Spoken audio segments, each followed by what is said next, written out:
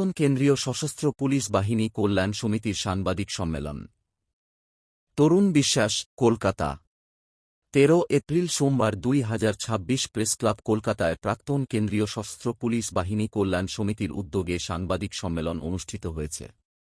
40,000-এরও বেশি সদস্য জীবন উৎসর্গ করেছেন, যদিও সংবিধান সিপিএফকে সশস্ত্র বাহিনী হিসেবে প্রতিষ্ঠা করেছে কেন্দ্রীয় সরকার।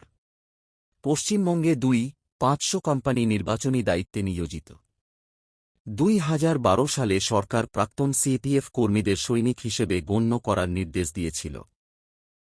2018 সালে বিভাগ সম্পর্কিত সংসদীয় স্থায়ী কমিটি কল্যাণমূলক ব্যবস্থার সুপারিশ করেছিল প্রতিবেদন নম্বর 214। ক্ষতিপূরণের বৈষম্য। অন্যান্য রাজ্যে একজন শহীদের পরিবার এককালীন অনুদান হিসেবে 1 কোটি টাকা ক্ষতিপূরণ পায়, কিন্তু পশ্চিমবঙ্গে তা পায় না। এমএসিপি, পুরনো পেনশন ব্যবস্থা এবং 01 জানুয়ারি 1996 থেকে দিল্লি পুলিশের বেতন কাঠামো কার্যকর করার বিষয়ে দিল্লি রায়ের পরেও আমরা সংগঠিত গ্রুপ এ পরিষেবা জিতেছিলাম। সিপিএফ বিল 2026 আমরা তীব্র বিরোধিতা করছি। এইভাবেই বিভিন্ন সামাজিক অনুষ্ঠান দেখার জন্য YouTube channel news Purbatara TV subscribe, comment, like, share দিয়ে পাশে থাকবেন। जम्मू कश्मीर में आतंकवाद से इन्हीं फोर्सेज ने लोहा लिया, और अब नक्सलिज्म जो एक बहुत बड़ी समस्या थी उसमें सारी फोर्सेज ने मिला जुला योगदान दिया, जिसको गृह मंत्री ने अभी लोकसभा में अपने आप ये कहा है कि नक्सल देश को 31 मार्च 2026 से नक्सल मुक्त कर दिया गया है। तो अगर देश को नक्सल मुक्त किया गया है वो सब इन सीएपीएफ के बलबूते पे किया गया है। अब मुद्दा ये है कि इन सीएपीएफ के बहुत सारे मुद्दे हैं, उसमें एक है इनका যার ফলে সমস্ত জায়গায় আমাদের ডিমান্ড আছে। আমরা যেদিন সার্ভিসে যাই সেদিন থেকে আমাদের পরিবারের সাথে প্রায় সম্পর্ক থাকে না। সারা বছরে কখনো 15 দিন, কখনো 30 দিন, যদি ভাগ্য ভালো থাকে 45 দিন ছুটি পাওয়া যায়। ফলে হয় কি, আমরা পরিবার থেকে অনেক দূরে থাকি, আমাদের সমাজ থেকে পুরোপুরি বিচ্ছিন্ন থাকি। যখন আসি তখন সময় হয় না পরিবারের সাথে সময় দেবো না পাড়ার সাথে সময় দেবো। ফলে যখন সার্ভিসে থাকি তখন বোঝা যায় না, কিন্তু যখন আমরা রিটায়ার করে চলে আসি তখন বুঝতে পারি যে আমরা আমাদের সমস্ত জীবন যৌবনটা দেশের সুরক্ষার জন্য দিয়ে এলাম, কিন্তু যখন ফিরে এসেছি তখন আমাদেরকে আর কেউ চেনে না। আগে কি ছিলাম? ফোর্স, পরে যখন ফিরে আসলাম হয়ে গেলাম সিভিলিয়ান। এখন যেহেতু আমরা রিটায়ার, সুতরাং আমাদের সমস্ত সুখ দুঃখগুলো আপনাদের কাছে আমরা তুলে ধরছি। আমরা রিটায়ারমেন্টে চলে আসার পরে এখন হয়েছে কি, যারা আমরা পেনশন পাচ্ছি ঠিক আছে, কিন্তু আমরা হয়ে গেলাম সিভিলিয়ান, নাম্বার 1। নাম্বার 2 হচ্ছে আমাদের তখন সিজিএইচএস হেলথ স্কিম আছে, আমাদের সমস্ত ডিস্ট্রিক্টে ডিমান্ড হচ্ছে সমস্ত ডিস্ট্রিক্টে করা হবে। অন্য ডিপার্টমেন্ট থেকে ডেপুটেশন আনার চেষ্টা হচ্ছে। কেন সেটা হবে? সিএপিএফ যারা কাজ করছে একদম গ্রাউন্ড লেভেল থেকে, তারা কিন্তু প্রত্যেকটা দেশের মাটি চেনে, প্রত্যেকটা মানুষকে চেনে এবং প্রত্যেকটা পরিস্থিতি চেনে এবং নিরপেক্ষভাবে কাজ করতে শেখে। আমরা কিন্তু দেখবেন রিটায়ারমেন্ট করে আসার পর আপনারা খুব কম দেখবেন যে সিএপিএফ এর লোক পলিটিক্যাল পার্টিতে দাঁড়িয়ে এমএলএ এমপি হয়েছে। সেক্ষেত্রে সতর্ক হয়ে দায়িত্ববান হয়। আর ভারতবর্ষের স্বাধীনতার পর থেকে এক অন্ধকার জগৎ থেকে আলোর পথে অনেকটা এগিয়ে নিয়ে যাওয়ার ক্ষেত্রে সংবাদ মাধ্যমের এক বিরাট ভূমিকা আছে।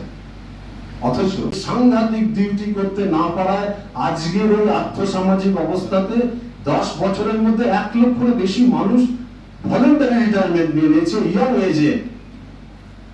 এর পরেও সরকার বলে চলেছে এটা সেন্ট্রাল সিভিল সার্ভিস। প্রত্যেকটা বিষয় আমাদেরকে আদালতের কাছে যেতে হয়। আমাদের অবস্থা থেকে যান জওয়ানদের সঙ্গে সঙ্গে, অথচ সুপ্রিম কোর্ট সেই রায় দেওয়ার পরও সরকার সিএপিএফ বিল 2026 নিয়েছে সেই অন্যায়কে, সেই অত্যাচারকে ন্যায়ের জামা পরানোর জন্য তৈরি হয়ে গেল। বিল নিয়ে চলে এলো, দুটো সংসদে পাস করা হয়ে গেল।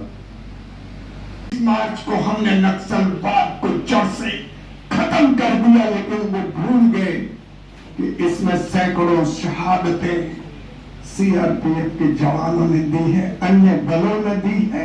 आपको मालूम है कि 76 जवान शहीद हुए थे ना साहब, हमको बरगलाया ना जाए। जो अर्ध सैनिकों की बात करेगा हम उसको वोट देंगे, बिकॉज हम किसी पॉलिटिकल पार्टी से नहीं।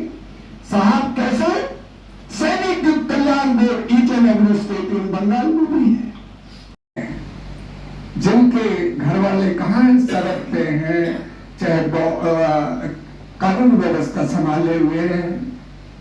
हम लोग फिर से डेड बॉडी के साथ रूम में बंद रही, किसी को पता नहीं चला कि इनके मम्मी पापा की दोनों की डेथ हो गई। फिर वो पड़ोसियों ने जब दुर्गंध आने लगी तब रूम का दरवाजा तोड़ा, तब वो दोनों बेटियां मानसिक अपना संतुलन खो चुकी थी, क्योंकि उनका कोई देखने वाला नहीं है। প্রেমীর জন্য দেশের সুরক্ষা যারা দিচ্ছেন তাদের সঙ্গে যারা বেইমানি করেছেন, তাদের সঙ্গে যারা অত্যাচারিত করে চলেছেন, তারা কারা? বরঞ্চ বিরোধী পক্ষ যেভাবে দেশের সুরক্ষা যারা দিচ্ছে তাদের পক্ষে দাঁড়িয়েছেন, তাদের দেশপ্রেমী হিসেবে তুলে ধরা উচিত, নাকি কেউ ইউনিফর্ম পরে ঘুরে বেড়াচ্ছে পুলিশে দেশপ্রেমী বলে মেনে নেবে। জনগণের সতর্ক থাকা উচিত। क्योंकि कोई एफिशिएंट ग्रीवांस रिडक्शन मैकेनिज्म नहीं है। अगर कोई ग्रीवांस रिडक्शन मैकेनिज्म हो तो इतने लोग कोर्ट में क्यों जाए? और अगर कोर्ट में जा रहे हैं तो उसके लिए एक सेपरेट, जैसे आर्म फोर्स ट्रिब्यूनल है, कैट है, सीएपीएफ के लिए भी एक सेपरेट सीएपीएफ ट्रिब्यूनल होना चाहिए, जिससे उनके जो भी समस्याएं हैं उसका निर्णय तेजी से हो सके।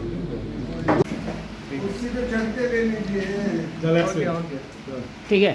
श्री मीनल कुमार मुखार्जी महाशय, আজকে এই সেন্ট্রাল কমিটি এবং রাজ্য কমিটি আমাদের সভাপতি এবং সম্পাদকের মাধ্যম থেকেই আপনারা সেন্ট্রাল গভর্নমেন্টের যে বঞ্চনা সেটা এনারা তুলে ধরবেন।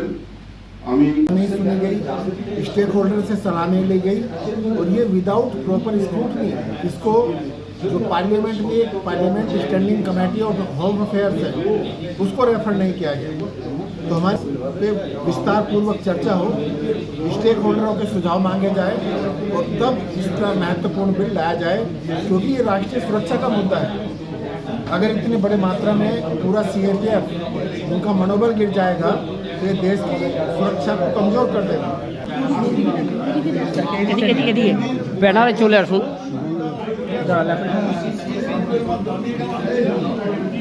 দাদা একটু সাইলেন্ট দাঁড়ান, তারা তো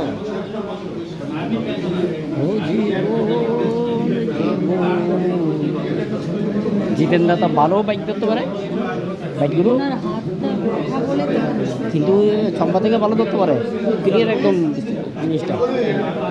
তোমার পাঁচ আমরা আপনাদের মাধ্যমে জনগণের কাছে জানতে চাইবো, যদি আদালত ন্যায় দেওয়ার পরও আমরা ন্যায় না পাই, তাহলে আমরা জনগণের কাছে যেতে বাধ্য। কারণ এই গণতন্ত্রে, সুন্দর গণতন্ত্রে জনগণই একমাত্র ন্যায় দিতে পারে। আমরা জনগণের কাছে অনুরোধ করব, যারা যারা আসলে এই প্যারামিলিটারির পক্ষে দাঁড়াচ্ছে তারাই দেশপ্রেমী, নকল দেশপ্রেমীদের প্রচারে আসবেন না। धन्यवाद। जय हिंद। कम से कम टाइम देना चाहिए, आज ही ले आए काले बिल को। तो हम सैल्यूट करेंगे ममता दीदी के जितने भी मेंबर पार्लियामेंट हैं। मैं किसी पॉलिटिकल पार्टी का नहीं हूँ, लेकिन उनका जो केंद्रीय अर्धसैनिक बलों के हकों की बात करें और हम उनकी बात करें जिनके लिए पेंशन नहीं है। गंभीर मुद्दा है ना पेंशन का। जवान को पेंशन, बुढ़ापे की लाठी अगर नहीं मिलेगी तो खाएगा क्या?